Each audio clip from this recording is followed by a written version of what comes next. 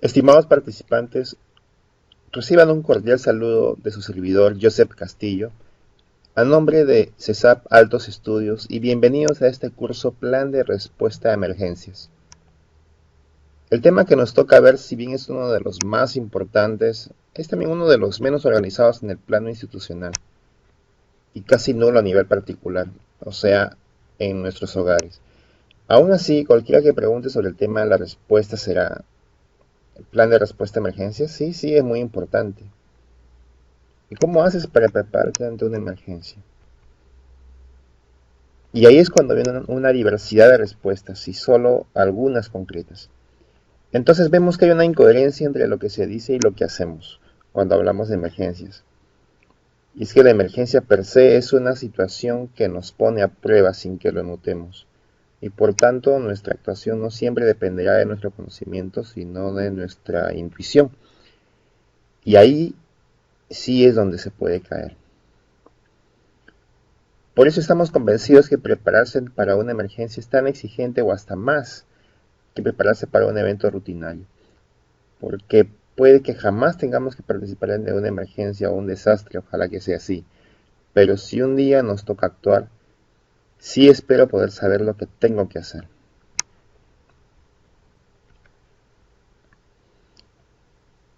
En este curso veremos los siguientes puntos. Revisaremos brevemente el marco legal relacionado con emergencias y desastres.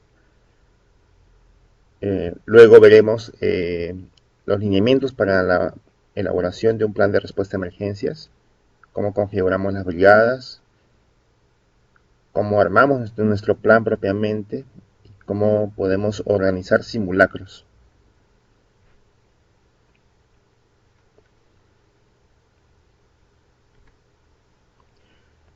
Bien, comenzando por el marco legal, eh, este es un esquema muy resumido sobre la evolución del marco legal general relacionado con la actuación de emergencias. En, en 1964 se promulga el Decreto Supremo 42F, que es el Reglamento de Seguridad Industrial. Este reglamento, entre otros puntos, ya nos explica algunos requisitos relacionados con eh, emergencia, luces de emergencia en las salidas, pasadizos anchos para evitar la aglomeración, puertas de salidas no menores a 1.12 metros, eh, elementos de emergencia en equipos como calderos, sistemas de aire comprimido, elementos de emergencia para manipulación de químicos. También nos explica un poco acerca de cómo se organizan las brigadas y se preparan simulacros. Ya en 2005 se propone la ley 28551 que establece la obligación de presentar planes de contingencia. Los planes de contingencia, según esta norma, deben ser elaborados para cada una de las operaciones que una organización desarrolle y de acuerdo a las guías que propone INDECI. Estos planes deberían ser presentados según esta ley a la autoridad competente y deben ser aprobados previa opinión favorable del SINADECI, que hoy es el SINAGERT, y deben ser actualizados cada 5 años. Algo que resaltar sobre esta norma, esta ley 28551, es que varios de los elementos normativos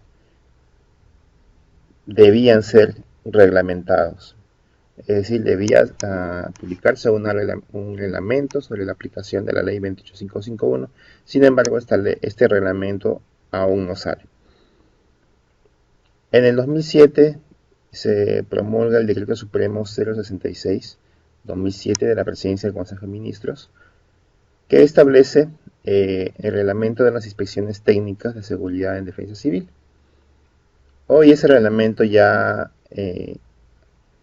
no está vigente, ya tenemos actualmente otro marco legal relacionado con las inspecciones técnicas, que lo vamos a ver más adelante. Pero ya en 2007 entonces ya tenemos una estructura, un reglamento que nos escribe cómo es que se organizan estas inspecciones técnicas a través del del INDECI. En el 2009 se actualiza el Reglamento Nacional de Edificaciones y con ello se actualiza la norma G050 sobre seguridad en la construcción. Esta norma, entre otros puntos, establece que el plan de seguridad y salud en el trabajo para un proyecto de construcción debe incluir un plan de respuesta a emergencias. Y este plan, a su vez, ofrece requisitos relacionados con vías de evacuación, salidas de emergencia, zonas seguras, señalizaciones de emergencia, protección contra incendios, botiquín, el equipamiento de los botiquines de primeros auxilios, recomendaciones incluso para el manejo de los primeros auxilios, relacionados tanto a la edificación misma como a la actividad de la construcción.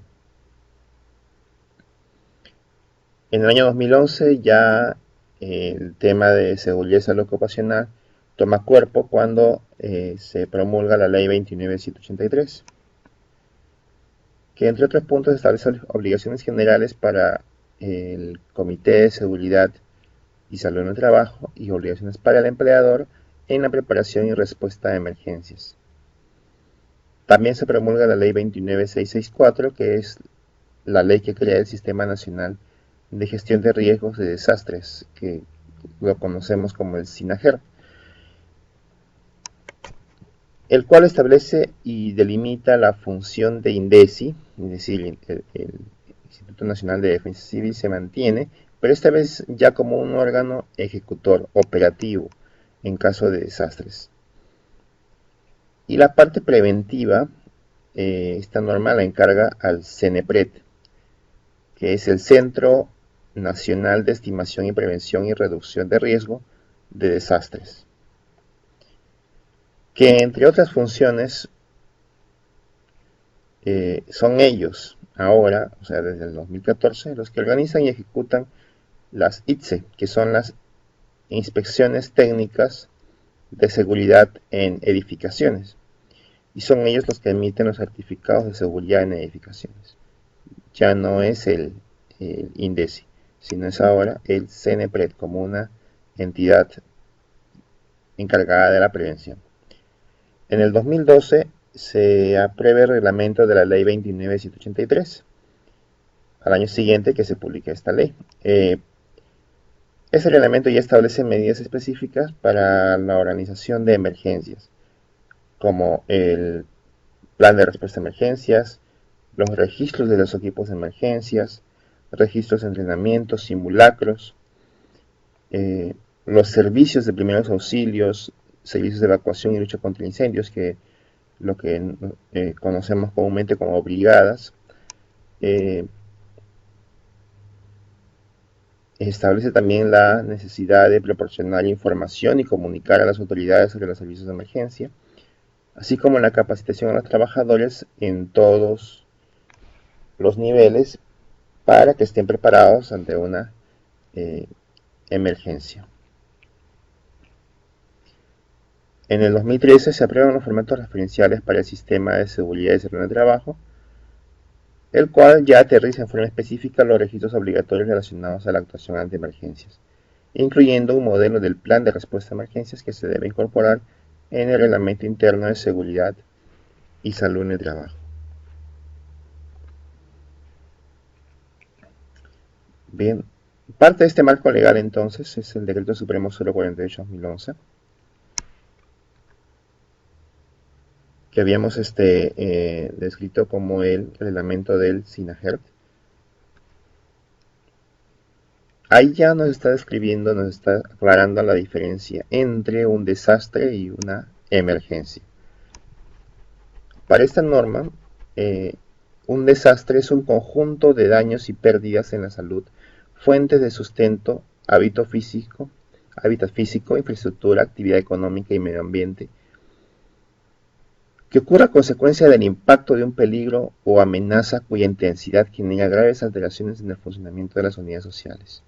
Es decir, un desastre es un conjunto de daño que ocurre como consecuencia de una amenaza, sobrepasando la capacidad de respuesta local para atender eficazmente sus consecuencias, pudiendo ser de origen natural o inducido por la actividad humana. Bien, entonces para que se denomine desastre un evento de daños, es aquella situación que sobrepasa la capacidad de respuesta de la zona, ¿no? Porque ante una situación de daños, pérdidas, ante una situación de emergencia, vamos a poner como ejemplo, si esta situación de emergencia, para poder responder ante ella, sobrepasa la capacidad de respuesta que tenemos en la zona, y comienza a afectar a otras zonas, otras poblaciones o incluso a todo el país, ya se denomina desastre. Asimismo, una emergencia es el estado de daño sobre la vida, el patrimonio o el medio ambiente. Entonces, entendemos que la emergencia también es un daño ocasionado por la ocurrencia de un fenómeno natural o inducido por la acción humana que altera el normal desenvolvimiento de las actividades de la zona afectada. Es decir, la emergencia también es un daño, pero que afecta solamente a la zona afectada, ya no sobrepasa la capacidad de esta zona. Entonces, esa es la diferencia entonces entre desastre, como lo conocemos, y emergencia.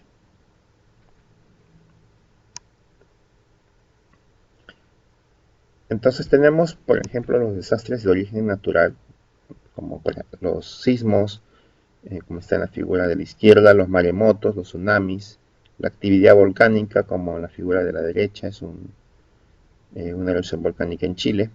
Entonces, esas situaciones ya no pueden ser, pues es muy posible que no puedan ser atendidas y manejadas por la capacidad de respuesta de la zona, ¿no? De la comunidad, sino que requieren ayuda externa para poder soportar este evento de desastre. Generados por procesos sobre la superficie de la Tierra, que es como los deslizamientos de tierra, como vemos en la figura de la izquierda, derrumbes, los aludes, aluviones, los huaicos, como en la figura de la derecha, erosiones, reptación. Normalmente la reptación también puede ser producida por un evento sísmico que afecta la superficie de la Tierra. De origen biológico, como plagas, normalmente las plagas están relacionados con la aparición masiva y repentina de seres vivos de una misma especie, como por ejemplo langostas, mosquitos, ratas, etc., que causan graves daños a las poblaciones o animales vegetales. Por otro lado, la peste, las pestes y otras enfermedades son cuando ya afectan la capacidad local, se denominan epidemias, como está en la figura de la derecha.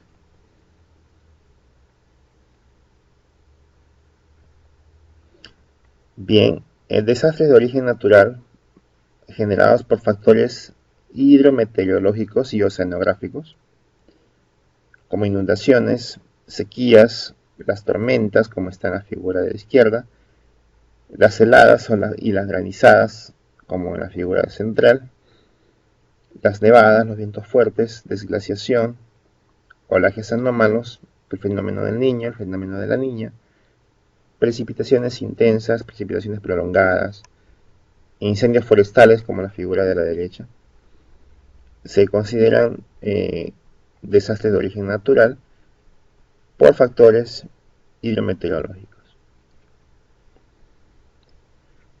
Y también tenemos desastres inducidos por la actividad del hombre.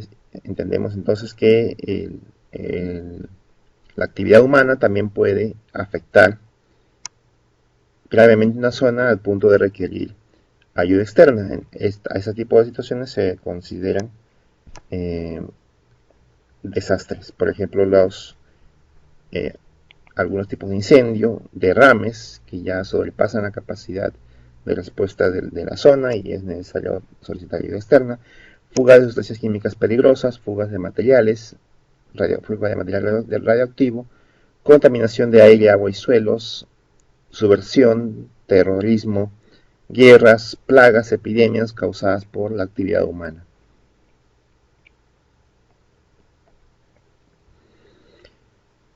Bien, y en cuanto a emergencias, y recalcamos la diferencia, son situaciones que van de daños a la población, a la infraestructura, pero que pueden ser manejados localmente, como explosiones, derrames de fugas y materiales peligrosos y no peligrosos, incendios, derrumbes, choques, accidentes, situaciones de intoxicación, ¿no? Entre otros eventos de emergencia que también eh, pueden ser manejados, recalco, con nuestra capacidad de respuesta local.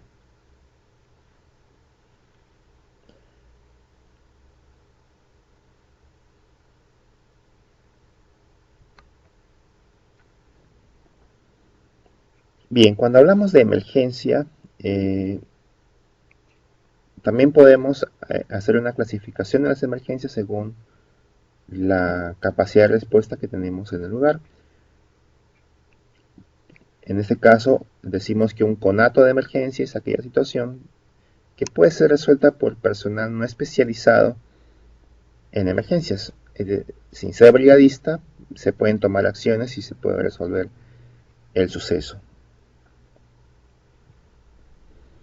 ¿no? Si tenemos, por ejemplo, un conato de incendio, una persona que sin ser especialista puede tomar cómodamente un extintor y atender ese conato de incendio, ¿no? Una situación puntual que se puede manejar.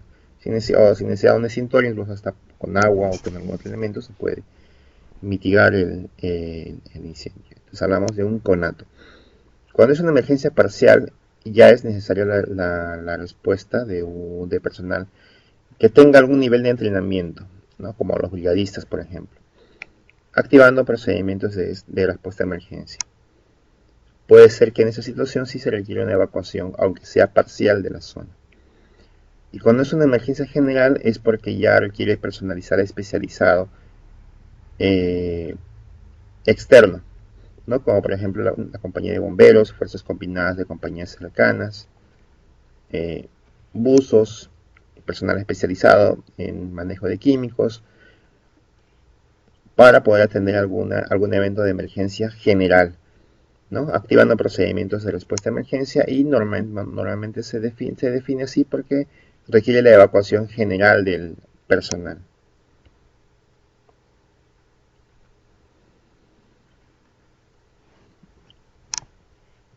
Bien, pasemos ahora a ver el plan de respuesta a emergencias, también conocido como el plan de contingencias. Aquí hay bastante discusión entre la diferencia entre un plan de emergencias y un plan de contingencias. Decimos que un plan de contingencia, según la ley 28551, es un instrumento de gestión que define los objetivos, estrategias, programas que orientan las actividades institucionales para la prevención, la reducción de riesgos, la atención de emergencias y la rehabilitación en caso de desastres, permitiendo disminuir o minimizar los daños, víctimas, pérdidas que podrían ocurrir a consecuencia de fenómenos naturales, tecnológicos o de la producción industrial potencialmente dañinos. Es la definición que nos ofrece la 28551. En resumen, el plan de contingencias es un elemento que nos describe el, tanto la prevención, es decir, el antes, la reducción de riesgos, también estamos hablando de antes, la atención a la emergencia, que es el durante, y la rehabilitación, que son las actividades posteriores a la emergencia. Entonces, el plan de contingencia nos dice el antes, el durante y el después de una situación de emergencia.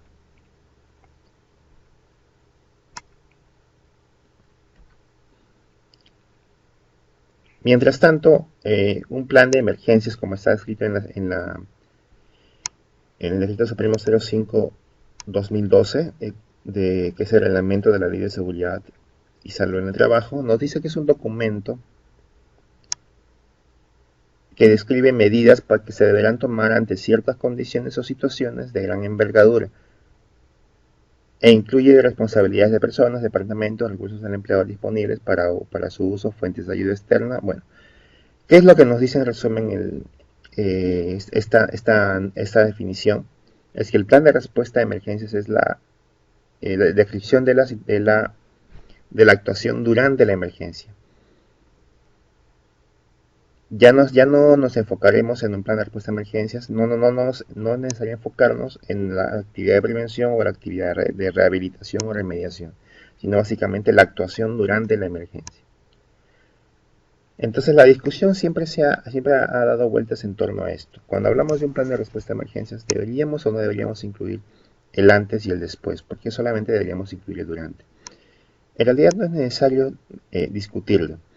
Lo importante es que estemos preparados para actuar, actuemos cuando debamos hacerlo y eh, tomemos las medidas del caso posteriores para volver a la situación normal de nuestras actividades. Es decir, ya sea que le denominemos a nuestro documento plan de emergencias, plan de respuesta a emergencias, plan de contingencias o cualquier otra denominación que se le puede eh, eh, poner, no es relevante mientras que estemos preparados para actuar, que actuemos y que nos describa qué pasos seguir después de la, de una emergencia. En ese sentido, una organización debería contemplar entre sus documentos, planes, manuales, programas, etcétera, cómo previene, cómo actúa ante una situación de emergencia y también cómo rehabilita o remedia las consecuencias de esa situación.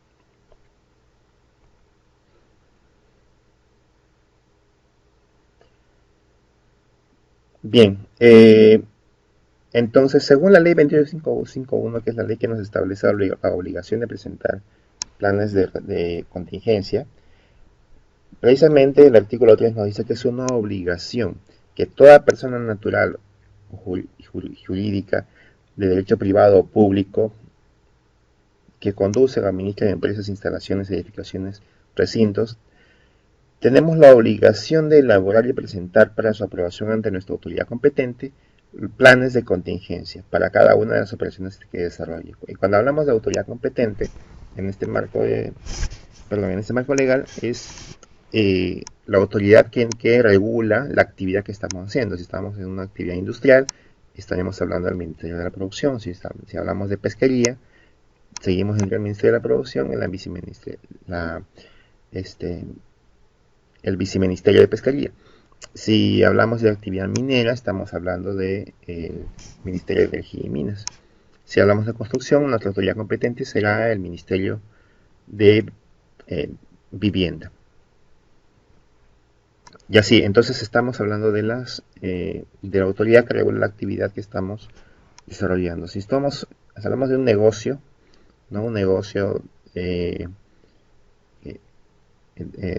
repente en una instalación pequeña o en sus propios hogares, nuestra autoridad será entonces la municipalidad, que es básicamente quien regula el funcionamiento de algunos negocios pequeños, etcétera. Ese mismo año, cuando se promulga esta norma, se publica la guía marco para la elaboración de planes de contingencia a cargo de INDECI, ¿no? Y nos describe que el propósito de esta guía es orientar acerca de los requerimientos de los propietarios y conductores de establecimientos para facilitar su aplicación inmediata por parte de ellos, fomentar una cultura de prevención y evitar o mitigar accidentes y desastres. Esta guía, si bien está bastante bien orientada al tema de emergencias, en realidad no calza, no concuerda con algunos requisitos para planes de emergencia que establecen otras normativas.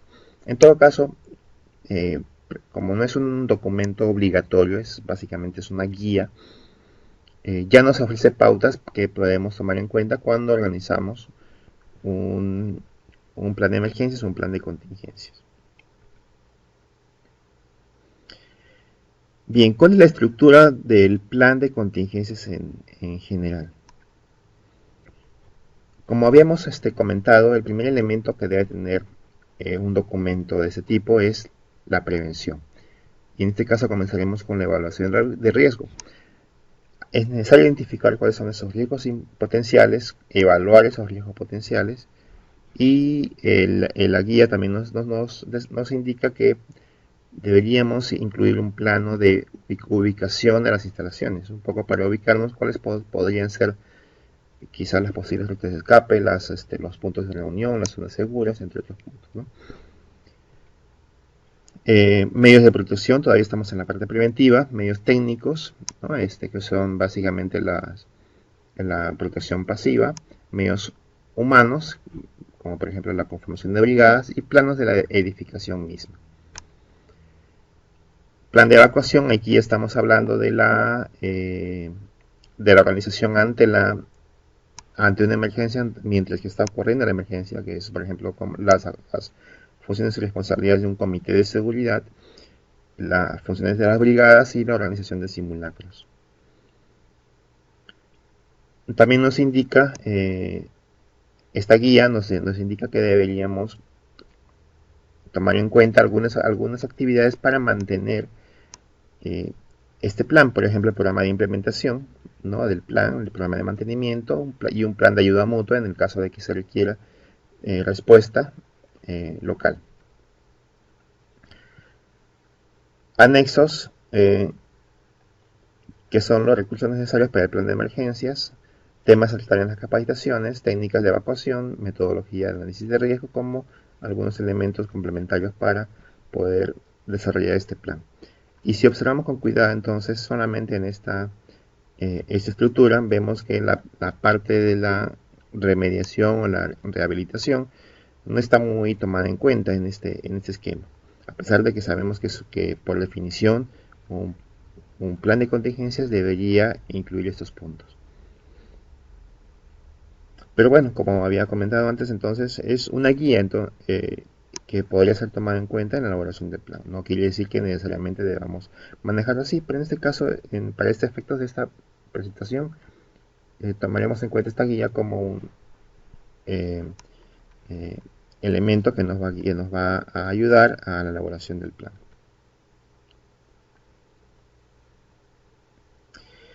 Bien, en este esquema tenemos dos niveles para tomar en cuenta cuando nos organizamos ante una emergencia. Está el nivel de gestión, que básicamente está encargado de la planificación, conformado por un comité de emergencias. Este comité, a su vez, lo compone un director de emergencias, o un jefe de seguridad y un jefe de mantenimiento. Y la responsabilidad de este comité es básicamente manejar el plan de contingencias, programar, dirigir, ejecutar y evaluar el desarrollo de este plan, organizando asimismo las brigadas. Entonces, este comité, si bien tiene una estructura interna conformada por 3 elementos, es el que va a estar encargado del manejo de las brigadas. El director entonces de emergencias es el que dirige, organiza y coordina las actividades a tomar en cuenta para prepararnos ante una emergencia, y también es la persona que está presente y coordina y organiza toda la actuación durante la emergencia. El jefe de seguridad, su función es confirmar, por ejemplo, la ubicación y magnitud de los daños, dar aviso a las brigadas y mantener el personal que no está calificado alejado de la situación de emergencia para evitar algún tipo de estorbo. El jefe de mantenimiento se ubica en la consola de mandos. Normalmente tenemos una consola de mandos o un punto estratégico desde el cual poder dirigir algunas situaciones de emergencia, como por ejemplo cortar la energía en la zona afectada, cortar algunos suministros de químicos o de fluidos, habilitar la energía y facilitar el acceso, por ejemplo, a los bomberos y otras unidades de apoyo. Entonces, este comité de emergencia conformado por esos tres elementos pueden ser, no necesariamente tiene que ser una persona cada uno, podrían ser más jefe de seguridad o varios jefes de mantenimiento o un director de emergencias dependiendo de la situación de emergencia que esté ocurriendo. Manejan a su vez a las brigadas, es decir, son los que lideran y organizan a las brigadas. Las brigadas ya es el nivel de respuesta operativo. ¿Okay? Son ellos los que van a actuar directamente para combatir la situación de emergencia que se está presentando y está conformado normalmente por un jefe de brigada cuya función es comandar las operaciones, acatar instrucciones del comité y mantener a los brigadistas entrenados y capacitados. Hay un subjefe de brigada que en realidad no tiene una función específica, sino más que reemplazar al jefe en caso de ausencia o apoyarlo en caso de que la situación de emergencia haya o quiera salir de control.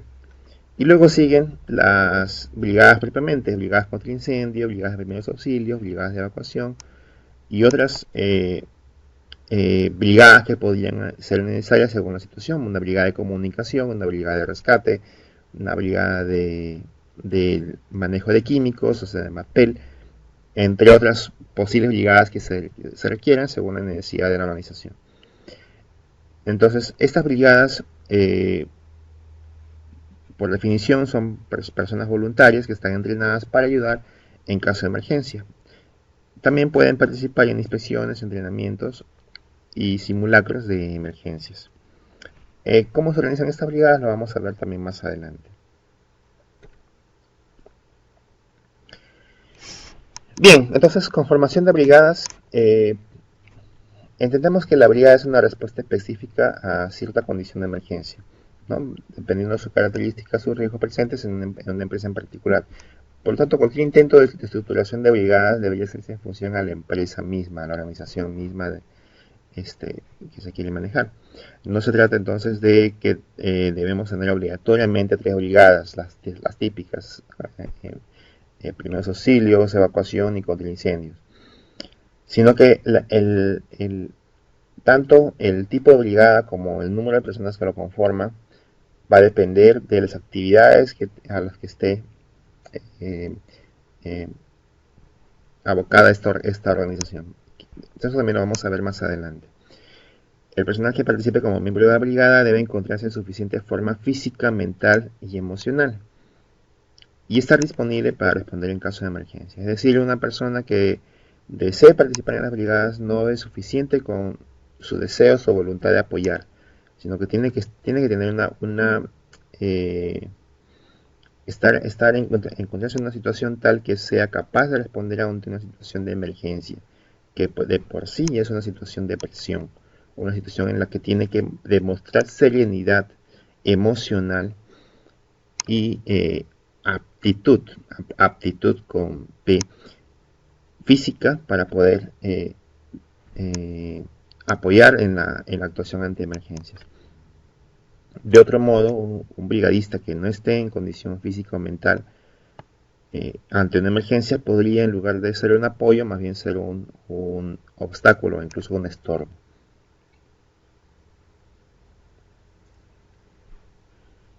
Bien, nadie puede obligar a un brigadista, a una persona a ser brigadista, pero también hay que tener en cuenta que no todos podemos ser brigadistas. Bien, algunas consideraciones entonces para conformar brigadas. Debemos tener en cuenta que siempre que es personal voluntario, ¿no? Que cumpla ciertos requisitos, tanto físicos como emocionales y mentales. Deben ser en número suficiente y estar disponibles proporcionalmente a las características del edificio. Cuando hablamos de disponibilidad, quiere decir que las brigadas estén siempre presentes junto con la actividad. Entonces, deberíamos, cuando haya una convocatoria, deberíamos tomar en cuenta, por ejemplo, personas que no siempre están presentes, personas que viajan o personas que están fuera de la oficina o fuera del taller permanentemente, como vendedores, por ejemplo, a veces no están presentes en el sitio donde se realiza la actividad, entonces con ellos no se puede contar cuando ocurre una emergencia. O de repente empresas que hacen turnos, se hacen 2 o 3 turnos, siempre debemos tener entonces un equipo de brigadistas por cada turno. Estos brigadistas también deben conocer los procedimientos de emergencia con gran detalle, hay que proporcionarles estos procedimientos de emergencia y hacer que los revisen, darles capacitaciones, darles entrenamiento específico. Su función también es priorizar los tipos de emergencias para los cuales fueron entrenados. Es decir, un brigadista de primeros auxilios, si bien puede colaborar con la evacuación, su función es brindar primeros auxilios cuando se requiera. Por ejemplo, deben contar con distintivos u otros medios que identifiquen a los brigadistas. Pueden ser brazaletes, chalecos, algún color de casco o algún otro distintivo que lo identifique como brigadista, de manera que el personal pueda acudir a ellos puntualmente cuando ocurra una situación de emergencia. Bien, en este ejemplo vamos a ver una planta procesadora, una planta industrial, ¿no? Que tiene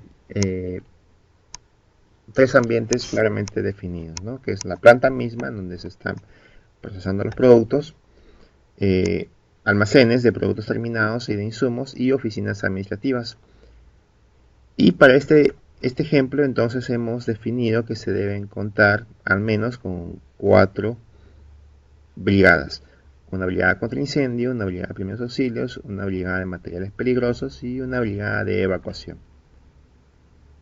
Entonces, cuando hablemos de la planta procesadora, ahí es cuando definiremos qué y cuánto personal necesitamos tener de brigadistas en esta zona, en la zona de producción. Y por ejemplo, habremos definido que requerimos, por las características de esta zona, requerimos de las 4 brigadas y particularmente más personal dedicado a combatir incendios. En el caso de una situación de emergencia, entonces vamos a requerir más bomberos, más brigadistas para combatir incendios. Mientras que por otro lado podemos tener el almacén de productos terminados y de insumos, donde también vamos a requerir los 4 tipos de brigadas, pero seguramente va a ser más útil tener más brigadistas de primeros auxilios. Quizá porque tenemos más personal o porque está más hay más personal trabajando o esté más expuestos a peligros relacionados con accidentes.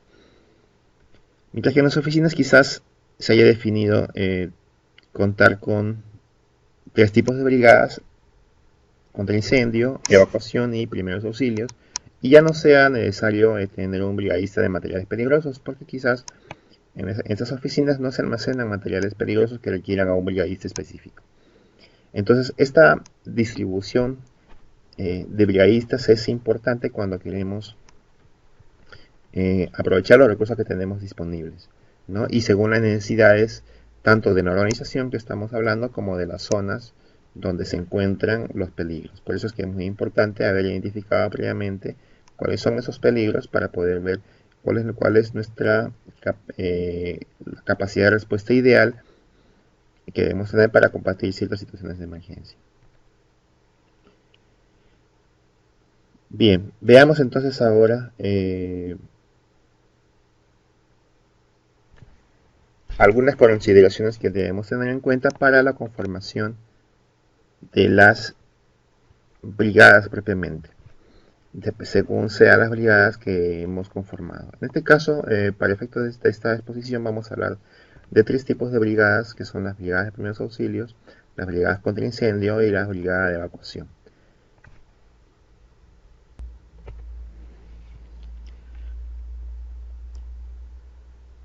Funciones de brigadas entonces contra incendios, entre otras funciones, es la de comunicar de manera inmediata al jefe de brigada la ocurrencia de un incendio.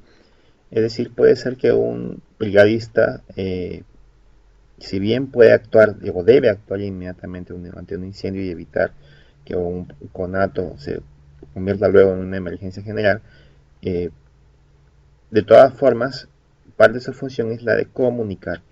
Ya sea que esté solo o que esté acompañado, siempre debe comunicar inmediatamente la ocurrencia de un incendio. La comunicación es, eh, de- dependiendo de la situación, debería ser un tema muy sencillo, a través de un teléfono, una radio, o encargar a una persona que comunique a fulano de tal que está ocurriendo un incendio, mientras que el brigadista ya está tomando su extintor o el elemento contra incendios que tenga disponible, y según sea el caso, incluso activar la alarma. Actuar de inmediato haciendo uso de equipos contra incendio, como extintores portátiles, mangueras contra incendio, y algún otro elemento. Activar e instruir la activación de alarmas contra incendio colocadas en lugares estratégicos de las instalaciones. Una vez que arribe al lugar del fuego, se evalúa la situación, el cual, según sea el resultado de la evaluación, si resulta que es crítica o puede convertirse en una emergencia general, entonces debería considerar la evacuación del personal. Al arribo de la compañía de bomberos se informarán las medidas adoptadas y las tareas que se están realizando. En el caso de que ya sea necesaria la presencia de la compañía de bomberos, donde son los brigadistas contra incendios, quienes son los autorizados para informar de la situación del incendio. Bien, en el caso de primeros auxilios, entre sus funciones está la de conocer la ubicación de los botiquines en la instalación y estar pendientes del buen abastecimiento de implementos para primeros auxilios en estos botiquines. Eh, Brindar los primeros auxilios básicamente a quienes lo necesiten y evacuar a los heridos de gravedad a los establecimientos de salud más cercanos a las instalaciones en el caso de que esa sea su función. Consideremos que, o entendamos nuevamente, quiero recalcar que es importante tener en cuenta o delimitar cuáles son las funciones de cada brigada, porque posiblemente en algunas organizaciones contemos con una brigada de rescate o la brigada de evacuación sea la que esté entrenada para evacuar a los heridos hasta un lugar más seguro o hasta un establecimiento de salud cercano. O de repente si contamos con alguna hospital o clínica cercana, podemos ya pensar en que la evacuación de una persona afectada o un herido es básicamente hasta un lugar seguro y luego contaríamos con los servicios de este hospital o de esta clínica para poder evacuarlo hasta el centro de salud. Entonces, lo normal es que sea el brigadista de primeros auxilios que tiene algún conocimiento eh, práctico acerca de temas de salud, quienes deberían acompañar a la persona afectada hasta que pase a manos más especializadas, como médicos o incluso paramédicos. Funciones de la brigada de evacuación: comunicar de manera inmediata al jefe de brigada el inicio de la evacuación, ¿no? Según haya visto conveniente, reconocer zonas seguras, zonas de riesgo y las rutas de evacuación a las instalaciones a la perfección. Abrir las puertas de evacuación del local inmediatamente si estas se encuentran cerradas, dirigir al personal y visitantes en la evacuación de las instalaciones, verificar que todo el personal y visitantes hayan evacuado las instalaciones, conocer la ubicación de los tableros eléctricos, llaves de suministro de agua, tanques de combustibles, entre otros puntos, para facilitar la evacuación y prevenir otros peligros potenciales mientras que estamos en una emergencia.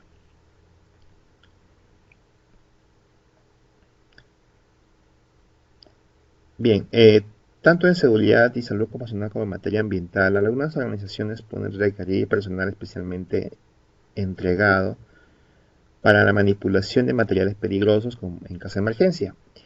Y no es porque haya organizaciones que no tengan materiales peligrosos en su stock. En realidad todos tenemos hacia nuestros hogares materiales peligrosos. Eh, Sino que por el volumen, las características o la ubicación incluso de este material o producto peligroso puede requerir eh, personal especialmente entrenado, ¿no? Que actúe en forma independiente a otras brigadas, es decir, personal que esté preparado para manipular estos materiales peligrosos, conozca sus características de peligrosidad, tenga el implemento necesario para poder manipular estos productos. Incluso ellos podrían dar también instrucciones para la evacuación según sea la zona afectada, entre otros puntos. Este tipo de brigadas, conocidas como MATPEL, materiales peligrosos, o HAZMAT, Hazard dos materias, eh, van a ser necesarias que estén presentes según las características de la organización que lo requiera. No necesariamente es una brigada que siempre debe estar presente. Si no contamos con una brigada así, eh, el personal de evacuación o el personal de primeros auxilios también debería estar en capacidad para poder manejar materiales peligrosos en caso de los encuentre.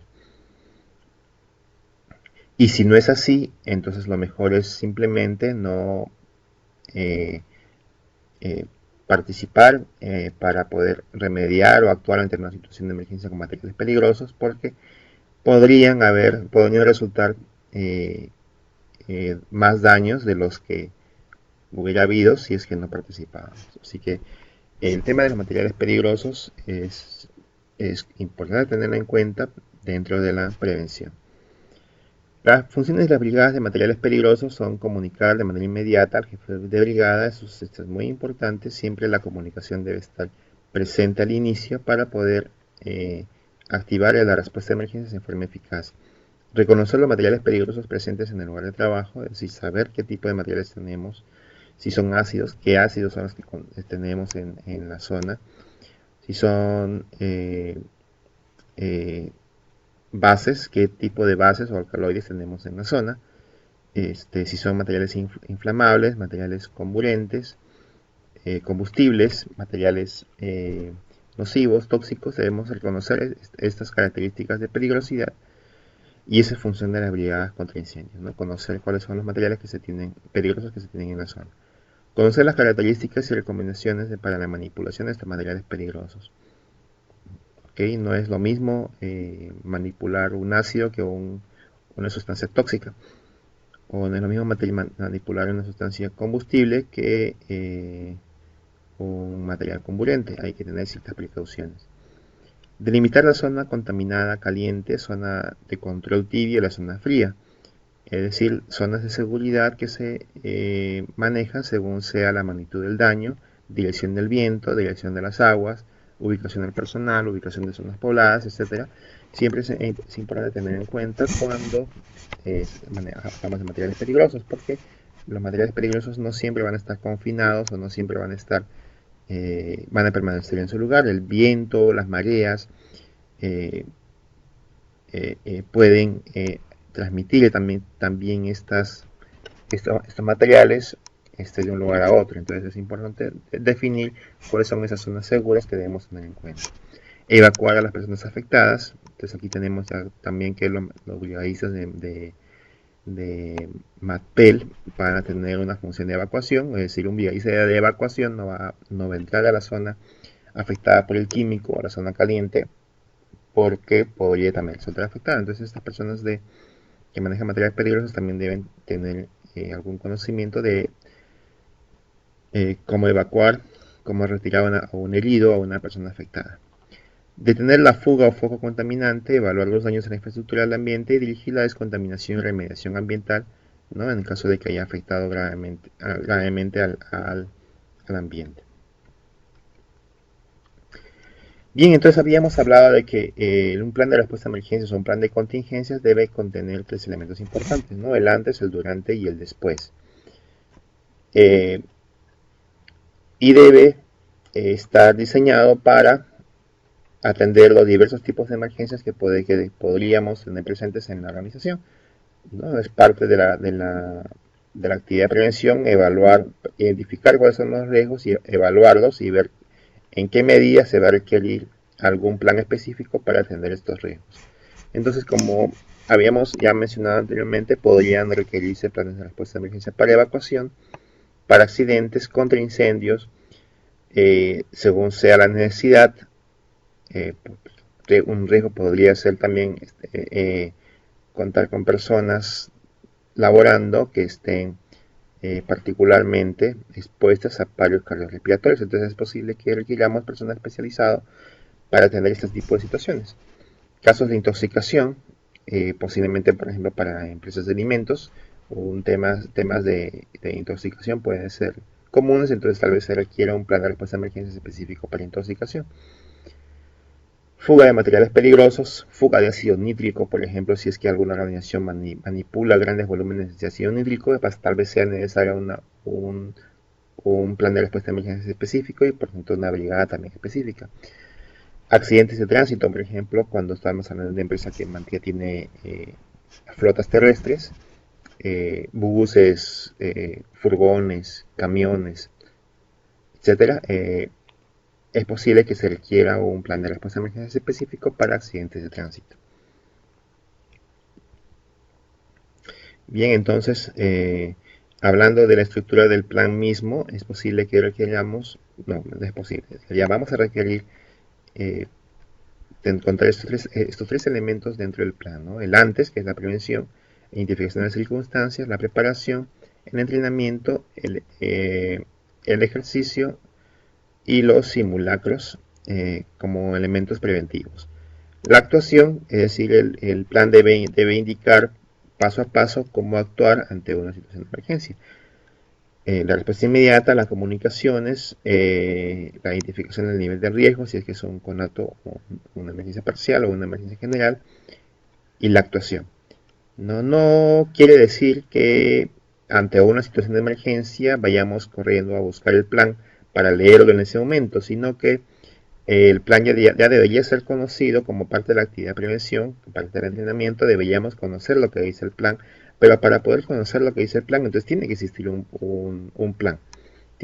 Ese plan nos tiene que describir qué y cómo actuar ante esa situación de emergencia. Entonces es posible que no tengamos una emergencia a la mano como para poder hacer una práctica, pero por lo menos ya lo conocemos, ya sabemos qué contiene, sabemos a qué estamos expuestos y tenemos la oportunidad de estudiar. De manera que en el momento que ocurre la emergencia, simplemente acatemos lo que dice el plan casi en forma automática, solamente haciendo ciertas variaciones según la situación particular.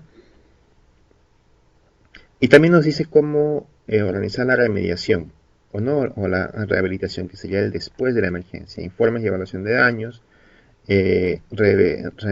rehabilitación y remediación, evaluación de la ejecución del plan. Bien, veremos a continuación una breve descripción del contenido de un plan de respuesta a emergencias para tres tipos de emergencias comunes, ¿no? Como habíamos indicado, contra incendios, evacuación y el plan de respuesta a emergencias para primeros auxilios. En el caso del plan de respuesta a emergencia contra incendios, en la actividad de prevención, el comité de emergencias tiene una gran responsabilidad, ¿no? Para poder diseñar y gestionar las actividades de prevención. Por ejemplo, organizar las brigadas con personal voluntario e idóneo para las funciones requeridas, es decir, personal que pueda manipular el equipamiento contra incendios que tenemos en la instalación. Implementar y mantener el procedimiento de respuesta a emergencias de incendios. Programar simulacros de incendios, las capacitaciones y entrenamientos para los brigadistas. Entonces, esto también es una función del comité de emergencias en la actividad de prevención contra incendios. Gestionar los recursos para disponer de equipos adecuados en la cantidad necesaria en la lucha contra incendios, ¿no? Lo malo sería es que ocurriese una situación de incendio y no contemos con el equipo adecuado, no contemos con el extintor de agua o el extintor de PQS, o no contemos con algún sistema centralizado de extinción contra incendios o alguna alarma que nos pudiera ser útil ante una situación de emergencia. Entonces esta es parte también de la función del comité, contar con ese equipamiento.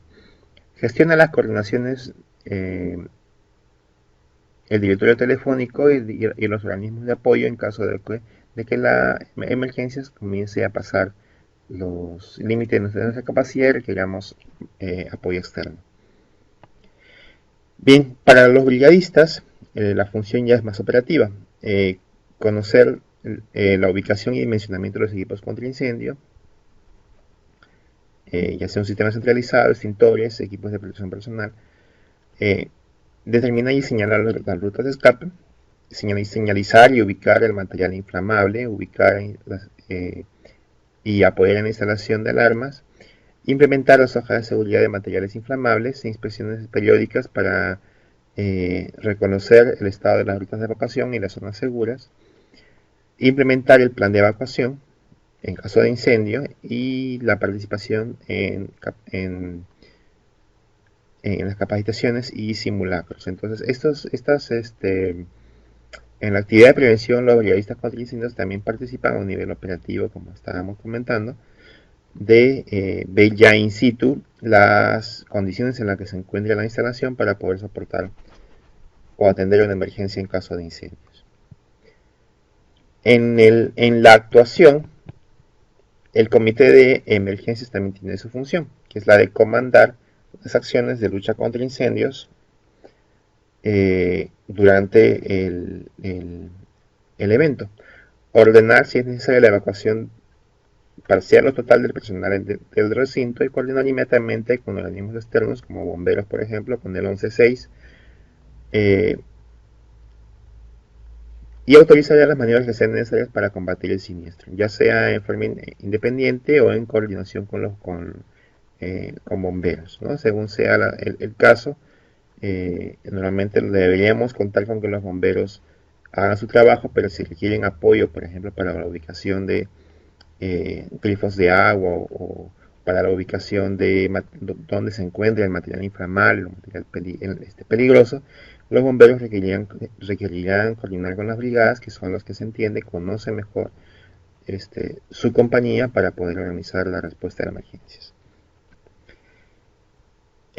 Bien, las brigadas contra incendios durante el evento de incendio hará uso de los equipos con los que cuentan, extintores, sistema centralizado, etcétera, para poder extinguir las llamas del incendio. En sistemas automáticos, la centralita activará los rociadores y otros mecanismos.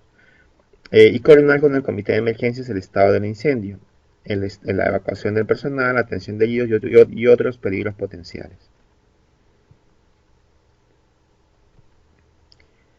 Bien, en la actividad posterior a la emergencia, que sería la remediación o la rehabilitación, tanto el comité como las brigadas contra incendios se organizan para evaluar las consecuencias del incendio, realizar las investigaciones del origen del incendio, proponer y plantear acciones correctivas, hacer seguimiento a la implementación de estas acciones correctivas, reportar el incidente si ha sido considerado peligroso al Ministerio de Trabajo y Promoción del Empleo, eh, evaluar los daños al ambiente y las poblaciones afectadas por el incendio.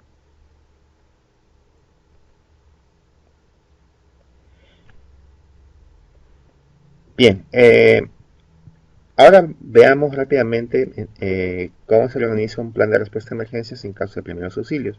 Aquí es importante resaltar la definición de primeros auxilios. Es la asistencia de urgencia que se presta a un personal en caso de accidente. O en caso de una enfermedad repentina, hasta que acuda la atención especializada. Entonces el principal objetivo de los primeros auxilios es salvar vidas y estabilizar al paciente mientras llega personal especializada como el médico ocupacional que podríamos contar o en alguna entidad externa, ¿no? Mientras que la brigada actúa básicamente es para estabilizar al paciente. Y algunos otros objetivos podrían ser prestar apoyo al personal de evacuación y atención médica, ¿no? En el caso de que sea necesario. Entonces es importante resaltar esto. Eh, los primeros auxilios son una respuesta inmediata para salvar una vida, para estabilizar al paciente. Si una persona tiene un dolor de estómago, dolor de cabeza, tic nervioso, dolor lumbar o cualquier otra situación que requiera atención médica y acude a un brigadista de primeros auxilios, es simplemente porque tiene el chaleco con una cruz roja y blanca delante, eh, no quiere decir que este brigadista esté en capacidad para decirle qué hacer o qué remedio tomar para su dolor o para su mal. El brigadista entonces está en toda la capacidad y autoridad para decirle que no, que él no debería eh, hacer ninguna recomendación relacionada con su salud médica. Y en su lugar debería enviar a esa persona con este dolor o esa situación a un tópico o recomendar que le den un permiso especial para que visite a un médico. Pero no debería entonces recetar de ninguna manera, a menos que coincidentemente este brigadista de primeros auxilios también sea un médico, no debería recetar alguna medicina o algún tratamiento.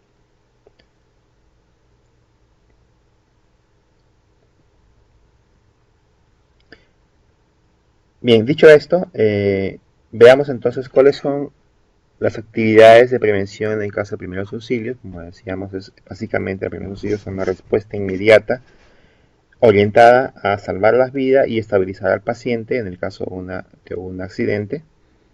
Eh, no es curarlo, no es sanarlo, sino simplemente estabilizar al paciente hasta que llegue eh, personal especializado para que ya sean los quienes lo evalúen con más detalle y tomen ya otras medidas para restablecer su salud.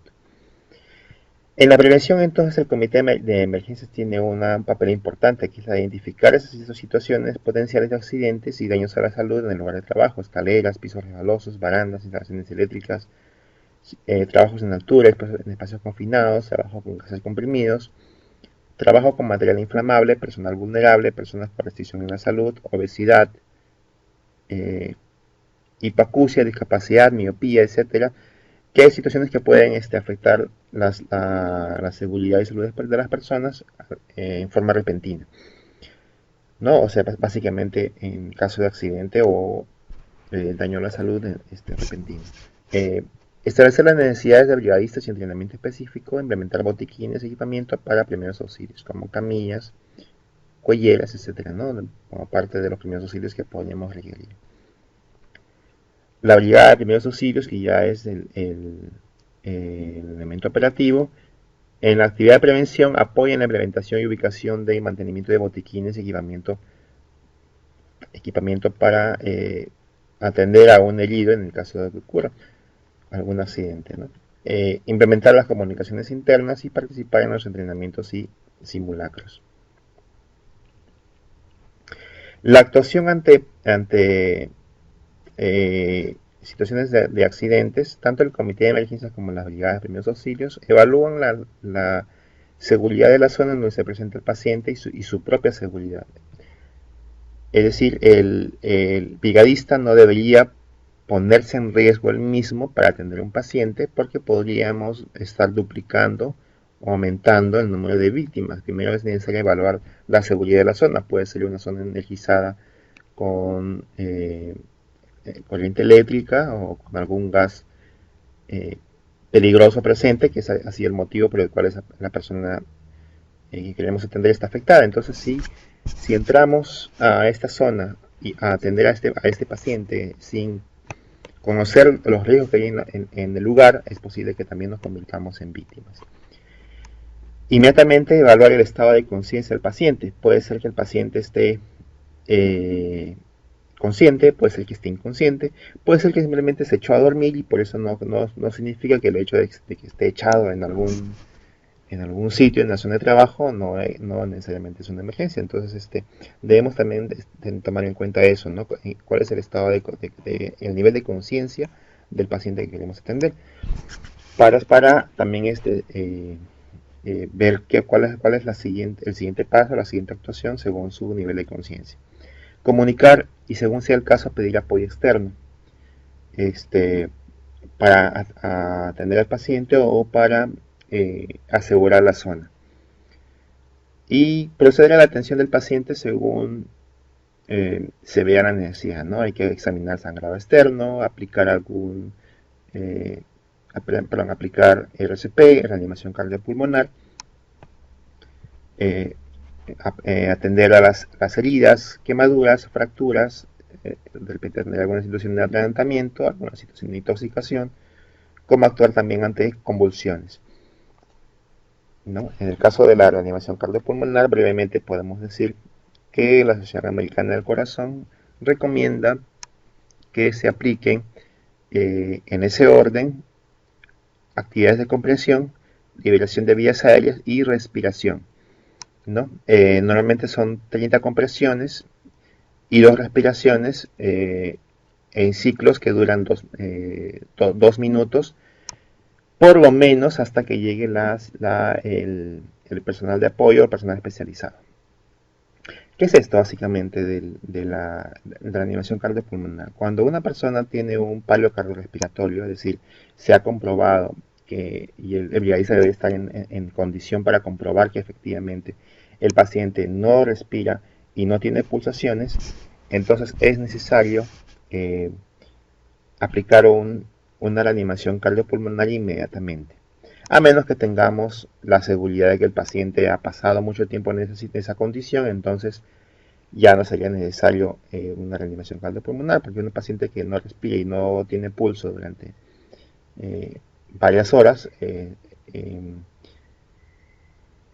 básicamente podemos decir que está muerto. Ya no es un paciente, sino simplemente es un cadáver. Pero si tenemos la seguridad de que la situación que ha provocado el paro cardiorrespiratorio ha ocurrido solo hace segundos o hace minutos, entonces es posible volverlo a la vida con una reanimación cardiopulmonar, ¿no? Aplicando 30 compresiones y 2 respiraciones en ciclos de 2 minutos. Las compresiones a su vez deben tener un ritmo de 100 compresiones por minuto aproximadamente. Bien, no vamos a ahondar en el tema de la reanimación cardiopulmonar, solamente lo quería comentar como un ejemplo, porque hay muchas situaciones que también podrían afectar la, la actuación ante una situación de una persona sin respiración o con una pulsación nula o casi nula, que también podrían desviar nuestra atención, ¿no? ante alguna otra situación de emergencia. De hecho, para eso existen protocolos muy específicos y el brigadista debe recibir un entrenamiento específico sobre cómo actuar ante esta situación de emergencia, ¿no? En caso que tengamos un herido con paro cardiorrespiratorio, hay ciertos protocolos que se deben tener en cuenta, desde la ubicación de las manos, la posición del brigadista cuando está atendiendo al herido, cómo es que participan también otros brigadistas, porque podría ser uno que esté haciendo las compresiones y otro brigadista haciendo las respiraciones. ¿Cuándo hacer las respiraciones? Cuando no haya también un riesgo de contaminarnos de repente con sangre o con algún otro fluido del paciente. Para eso también existen materiales específicos para poder prevenir esa situación. Si es que el paciente está de costado, podríamos libremente darle la vuelta para poder aplicar compresiones. Hay que tener en cuenta eso porque podríamos en ese momento de repente producirle otro daño. De repente tenemos la columna desviada y tratar de voltearla podría empeorar su situación. Entonces, en cuanto a primeros auxilios, hay una serie de protocolos que hay que tener en cuenta para poder actuar, los cuales no son el motivo de este curso, solamente lo quería comentar para tenerlo en cuenta, ¿no? Como es que la actuación de un brigadista debe tener en cuenta ciertas situaciones. Bien, la actividad de remediación o rehabilitación posterior al evento de accidente y que está a cargo tanto del comité como de la brigada es evaluar el estado general de los damnificados, prestar el apoyo al servicio médico especializado, evaluar si la intervención fue eficaz, evaluar las causas del accidente y del incidente, es decir, las causas del evento, tomar las acciones para prevenir la recurrencia de este evento, de ser el caso.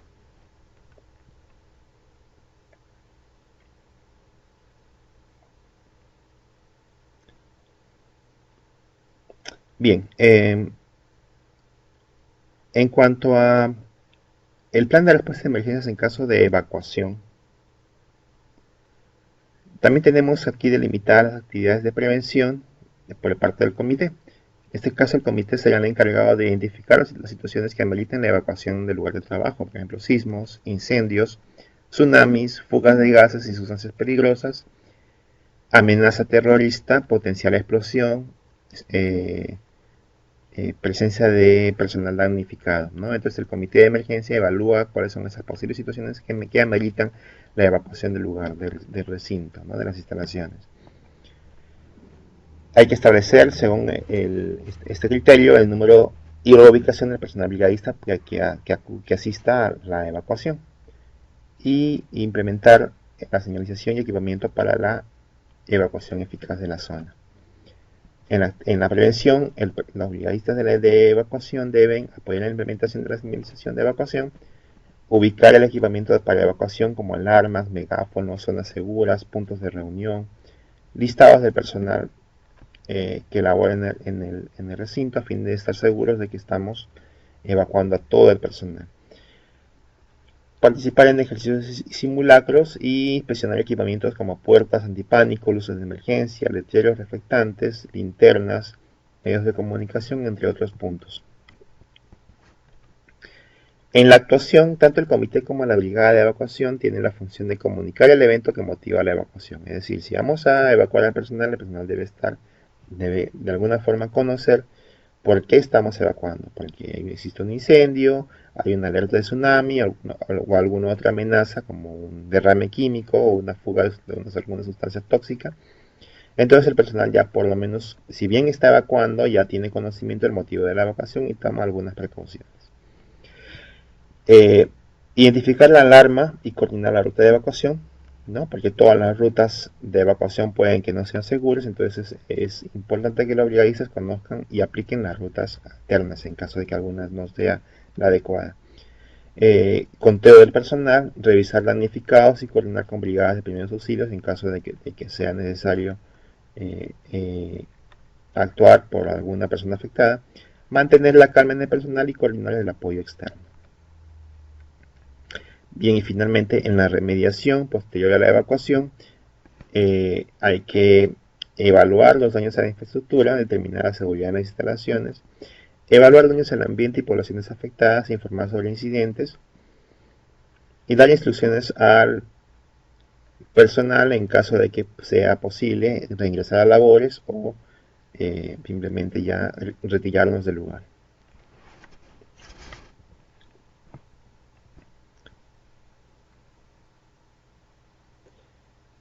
Bien, así como hemos visto los planes de respuesta a emergencia en caso de evacuación, incendios y accidentes, podemos diseñar y elaborar planes de respuesta a emergencia específicas para otra serie de situaciones que se podrían presentar según la actividad que estamos realizando. Por ejemplo, rescates en altura, es posible que requiramos personal especializado y entrenado para realizar algún rescate en altura.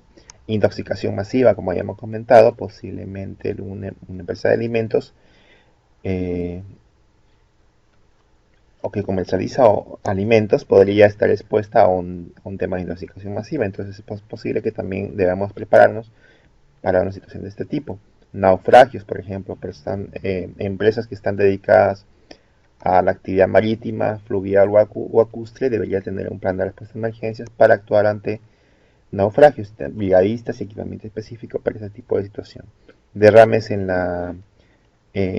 el camino, derrames de químicos peligrosos en la planta, podría ser motivo para tener un, un plan de respuesta a emergencias y brigadistas específicos para atender ese tipo de derrames. Disturbios sociales, por ejemplo, empresas que operan bastante con clientes numerosos como retails, restaurantes, centros de supermercados, podrían requerir entonces tener personal especial y equipamiento especial para atender disturbios sociales. Clima adverso, por ejemplo, en el caso de, como epidemia la figura, aeropuertos, terminales o en general empresas que dependen mucho del clima para poder operar deberían tener un plan de respuesta a emergencia para actuar ante esas situaciones de clima adverso. Bien, En cuanto a los simulacros, debemos tener en cuenta que los objetivos principales para organizar simulacros son la detección de errores u omisiones tanto en el contenido del plan como en las actuaciones a realizar. Habituar a los ocupantes a evacuar la edificación, es decir, el simulacro debe estar eh, diseñado, ¿no?, para explicar a los ocupantes cómo evacuar, cuáles son las rutas de evacuación, dónde son las zonas seguras, cuánto tiempo permanecer en zonas seguras hasta ir a los puntos de reunión, etcétera, ¿no? Probar la idoneidad y suficiencia de equipos y medios de comunicación como alarmas, señalizaciones, luces de emergencia. Estimar los tiempos de evacuación de intervención de equipos propios y de intervención de ayuda externa, ¿no? Entonces, estos simulacros básicamente nos hacen eso, ¿no? Nos ayudan a ver cómo sería nuestra actuación ante una emergencia. Hay que tener en cuenta de que la participación en los simulacros, si bien puede ser un motivo para socializar, es motivo también para tomar conciencia de cómo es nuestra actuación ante una eventual emergencia.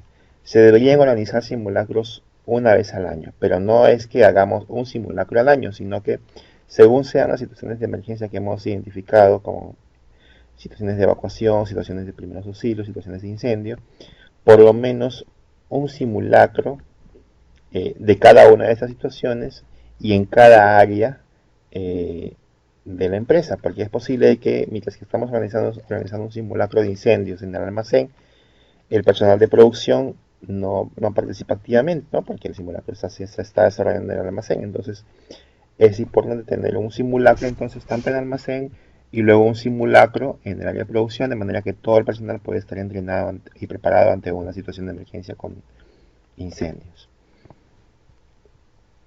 La preparación de los simulacros debe ser exhaustiva, dejando el menor resquicio posible para la improvisación, ¿no? Lo que ocurre es que cuando organizamos simulacros normalmente hacemos lo que consideramos que es ideal, ¿ok? Pero en esas condiciones que creemos que son ideales, en la hora de una emergencia real ya no son, eh, o ya no se vuelven situaciones ideales, sino que comenzamos a vernos con otra serie de complicaciones. Evacuar a un personal solamente sonando una alarma es sencillo porque el personal simplemente camina por un pasadizo, baja las escaleras y se reúne en sus zonas seguras. Pero ante una situación de emergencia, pues es posible que tengamos movimientos sísmicos, eh, personas que están en estado de pánico, podemos tener obstrucciones de las vías de evacuación, entre otra serie de elementos que complican realmente nuestra actuación ante una emergencia. Entonces ahí es cuando tenemos que eh, tomar en cuenta no las situaciones ideales, sino las situaciones reales en las que se podría dar una emergencia para poder organizar un simulacro en ese sentido. En este caso, por ejemplo, la figura que mostramos es una situación de simulacro de evacuación en caso de sismo y se había indicado a las personas que evacúen con las manos sobre la cabeza. Ante un eventual derrumbe del falso techo, entonces es importante cubrir la cabeza, pero esto trajo como consecuencia otra situación, que cuando tienes la mano sobre la cabeza también pierdes visibilidad del camino que estás tomando para evacuar. Entonces es posible que también estés expuesto a otros peligros, ¿no?, simplemente porque pensaste que podría eventualmente haber un derrumbe. En la práctica entonces se ha visto importante de que las personas no, al momento de evacuar, no caminen con la mano sobre la cabeza. Si es que ocurriese un derrumbe, los ojos y los reflejos son tan rápidos que podemos poner las manos sobre la cabeza en forma inmediata para prevenir los daños de este derrumbe. No es necesario andar con las manos sobre la cabeza durante una evacuación. Pero esto se conoce con la práctica, ¿no? Esto es importante tener. Este ejemplo es muy claro acerca de la preparación de simulacros, ¿no? En la figura de la derecha, un simulacro organizado en una escuela en Beijing, China, el año pasado. Se pretendía simular, ¿no?, la fuga de una sustancia química como producto de un atentado, ¿no? El año pasado, en China hubieron una serie de atentados que motivaron que algunas organizaciones, como esta escuela, se preparen a una situación de ese tipo. Pero la persona que organizó este simulacro eh, no tuvo mejor idea que utilizar un elemento tóxico para simular una situación de emergencia. El resultado de esto fue que más de 10 personas, casi 20 personas, según recuerdo, resultaron afectadas y algunos incluso resultaron afectadas de gravedad. Entonces lo que se suponía que era una simulación de una situación de emergencia se convirtió en una emergencia real.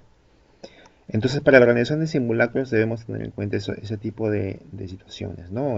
Cuando eh, em, nos preparamos si nos preparamos para un simulacro, es posible que el simulacro se vea complicado con alguna situación de emergencia real. Es posible que el simulacro no esté alineado a los requerimientos del plan. Es posible que las personas no participen. O es posible que algunas personas, en lugar de ser colaboradores, resulten ser más bien un estorbo para la ejecución del simulacro. Es posible que los brigadistas no estén presentes en su totalidad o que no cumplan su función en forma adecuada. Es posible que hayamos estimado un tiempo de evacuación de 2 o 3 minutos y en la práctica la evacuación sea mucho más rápida o demore más de la cuenta, entre otra serie de cosas. Entonces el simulacro debe ser bien preparado para poder tener una apreciación general de cómo sería realmente nuestra situación ante una emergencia. Bien, en este ejemplo, este es un cronograma de simulacros, un programa de simulacros. Vemos que tenemos una instalación que cuenta con 2 pisos, piso 1 y piso 2. Tiene una instalación de almacén, una instalación de producción de productos terminados, una zona de maniobras y una zona de market, es decir, una zona de exposición de productos al público. Entonces lo que vemos es que si bien tenemos que organizar un simulacro anual, es posible que sí sea necesario organizar un simulacro de cada tipo de emergencia en cada zona o espacio del recinto que estamos programando. En el piso 1, por ejemplo, tenemos programado un simulacro de incendio en enero, un simulacro de evacuación en marzo y un simulacro de primeros auxilios en mayo.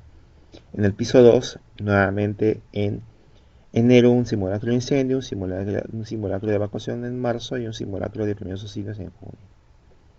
En el almacén tenemos un simulacro de materiales peligrosos en febrero, un simulacro de incendio en abril, un simulacro de primeros auxilios en mayo y un simulacro de evacuación en junio. Y así sucesivamente. Por cada zona a la que estamos, por cada zona que cuenta la organización, debemos organizar un simulacro por cada tipo de emergencia. A menos que organicemos simulacros generales, siempre se debe tener en cuenta esta condición, ¿no? De que todo el personal y todas las zonas del recinto deben participar en esos simulacros. Entonces, en este ejemplo nada más tenemos eh, por lo menos unos 20 simulacros que realizar en el primer semestre. Algunos podrán ser combinados, como por ejemplo los de enero. En enero tenemos prácticamente un simulacro general de incendio. En, en mayo tenemos un simulacro de primeros auxilios, tanto en el piso 1 como en el almacén. Entonces pues, se podrían combinar, pero es importante que todas las áreas de la empresa participen en simulacros de manera que todos estemos preparados para actuar ante una emergencia. Bien, la norma ISO 14000 en su cláusula 8.2 y la norma OSA 18001 en su cláusula 4.47 nos establecen algunos requisitos a tener en cuenta en la organización de la respuesta a emergencias. Y si observamos con cuidado, existe bastante similitud entre los requisitos de la norma ISO 14000 y los requisitos de la norma OSA. No recordemos que la ISO 14000 es una norma orientada al manejo de los aspectos de impactos ambientales, incluyendo las situaciones de emergencia que podrían afectar al ambiente, Y la norma OSA 18001 está orientada más bien a la seguridad y salud de las personas, incluyendo la respuesta a emergencias que podría afectar la, la integridad física y la salud de las personas. Entonces, ambas normas, por ejemplo, nos establecen el requisito de establecer, implementar y mantener procesos o procedimientos, ¿no?, para actuar ante emergencias. Ambas normas nos piden que nos preparemos para responder a situaciones de emergencia o de emergencia potencial. Ambas normas nos dicen que debemos responder ante tales situaciones de emergencia. Ambas normas nos indican que debemos tomar acciones para prevenir y mitigar las consecuencias de esas emergencias, ¿no? Ambas normas nos dicen que debemos poner a prueba periódicamente las acciones de respuesta a emergencias, es decir, organizar simulacros que nos muestren si es que estas acciones de respuesta son eficaces. Ambas normas nos piden evaluar y revisar los procesos y acciones, en particular después que hayan ocurrido emergencias o después de simulacros. Es importante esto, ¿no? Es decir, después de los simulacros, después de las situaciones de emergencias, si bien evaluamos los daños y evaluamos la actuación, debemos comparar si es que nuestra respuesta ha sido ejecutada de acuerdo a lo que indicaba el plan.